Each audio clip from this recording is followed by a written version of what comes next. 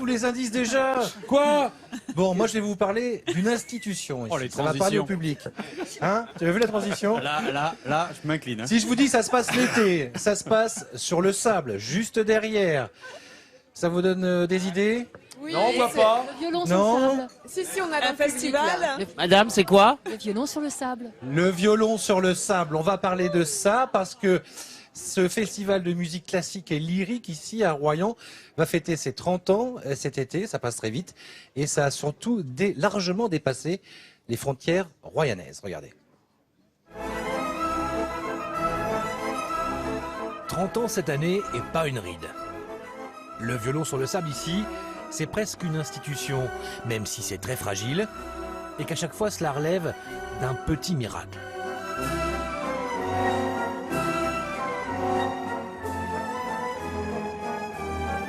On sait qu'à la dernière minute, une seule goutte peut tout remettre en cause. C'est dingue. Vous imaginez pas, quoi. C'est quelqu'un qui construit quelque chose qui met 1 an à le construire, mais il sait qu'avant avant d'ouvrir, comme ça, ça peut annuler. Il y a déjà eu des reports, mais il n'y a jamais eu d'annulation. Personne n'a d'image de la première édition, 1987. Parce qu'au départ, c'était presque une blague entre copains. Imaginez, jouer du violon sur une plage au bord de la mer, pour beaucoup c'était impensable. En tout cas, c'est quelque chose qui n'était pas planifié ni quoi que ce soit. C'est demander à un pote simplement d'aller jouer sur la plage, un pote de l'Opéra de Paris.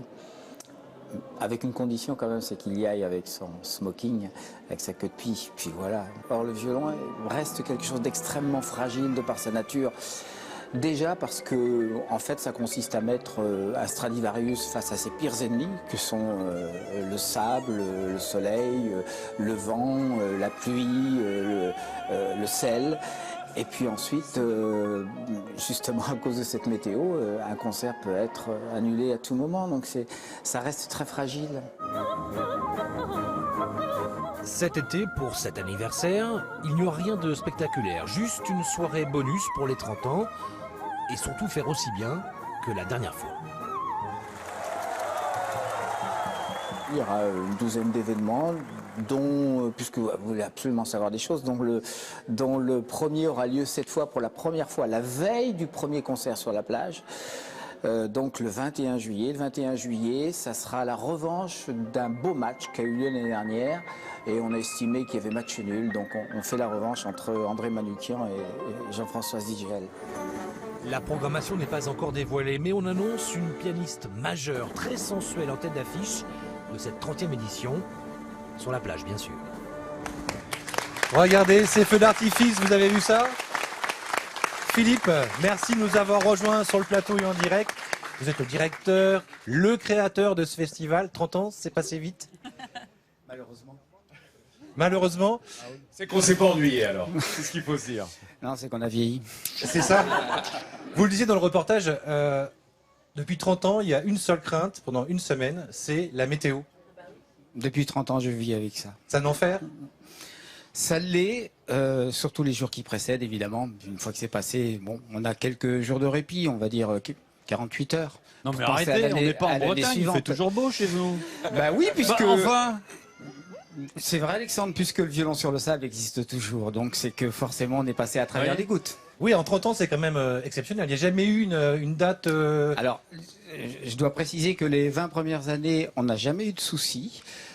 Et puis, depuis quelques années, on en a un petit peu plus, mais ça se traduit uniquement par des reports, puisqu'on prévoit cela. Donc, un concert qui n'a pas lieu est reporté au lendemain. Et dans ce cas de figure, eh bien, on n'a jamais annulé de concert.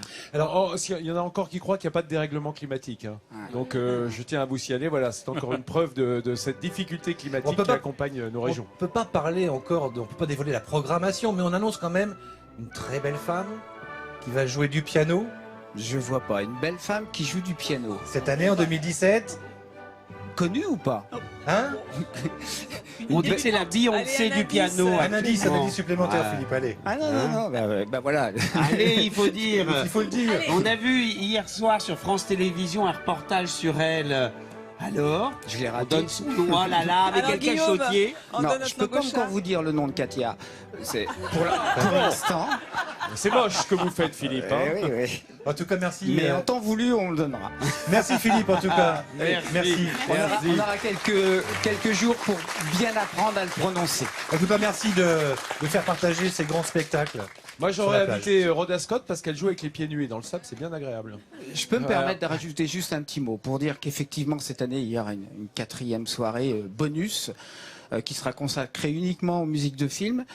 Et on va le dire, hein, pour nous aider à réaliser cette soirée, eh bien, il y a les choses qui sont à la mode aujourd'hui, à savoir un crowdfunding avec un financement participatif. Voilà. Et il reste plus que 3 jours pour participer. Vous allez sur le site violonsurlesable.com, vous aurez tous les renseignements pour cela.